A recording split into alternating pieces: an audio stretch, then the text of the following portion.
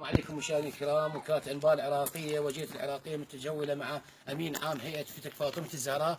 احنا الان في الجانب الايمن من ضمن احد المناطق التي تحررت من قبل قواتنا الامنيه والحشد الشعبي والمكافحه جهاز مكافحه الارهاب. السلام عليكم سيدنا. وعليكم السلام ورحمه الله وبركاته. الله يحفظك سيدنا.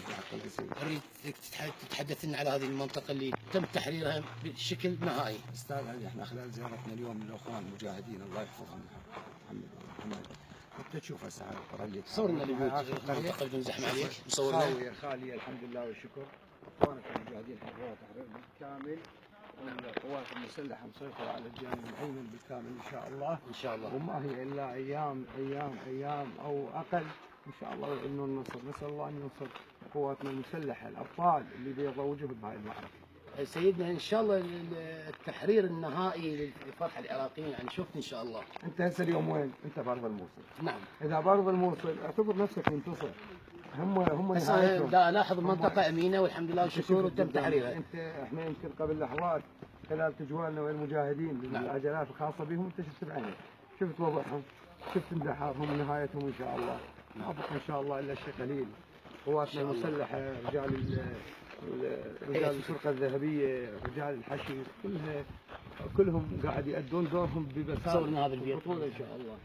الله ان شاء الله. هذا احد البيوت ايضا. هذا الحي اللي تم تحريره انت حاليا قاعد تتجول به وتشوفه بعينك. هذا شنو البيت قالوا بخمس احزمه ناسفه وتم قتلهم؟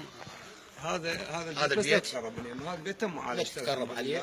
هذا مشاهدينا الكرام هذا البيت اللي كانوا يسكنون به احد الدواعش، 5 دواعش الذين كانوا يرتدون الحزام الناسف حتى يقومون بتفجيرهم على قواتنا الامنيه والحشد الشعبي، لكن قواتنا الامنيه والحشد الشعبي تم الرصد عليهم وتم قتلهم في هذا البيت. من استاذ علي من هون ان شاء الله. تعال زعلنا شوي.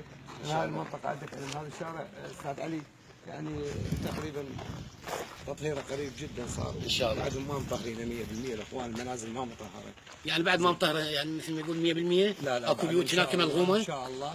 لا ان شاء الله مسيطر اخوانك بالمعالجه، قاعد يعالجون هاي المنازل، شفناهم بعيوننا وشفنا دورهم الفعال. ابطال ان شاء الله. ان شاء الله النصر قريب ان شاء الله جدا. نسال الله ان يكون عيد العراقيين هذا العيد الاول عيد الفطر المبارك، والعيد الثاني العيد الكبير هو عيد عوده كل الاراضي العراقيه ان شاء الله. شكرا جزيلا سيدنا كلمه وكاله الانباء العراقيه. شكرا جزيلا للدكتور محمد البدري واخوان وكاله الانباء العراقيه جريده العراقيه المستقله على دورهم الفعال في متابعه رجال فدى والتواجد معهم في كل القواطع. اليوم غطينا اكثر من قاطع، والصراحه شفنا من عندهم بطوله. نسال الله ان يحفظهم ويوفقهم وينصرهم. شكرا جزيلا، ومن تالق الى تالق ان شاء الله. الله يحفظك. شكرا جزيلا. شكرا جزيلا سيدنا. من الجانب الايمن الموصل لوكاله الانباء العراقيه والجريده العراقيه علي لفته.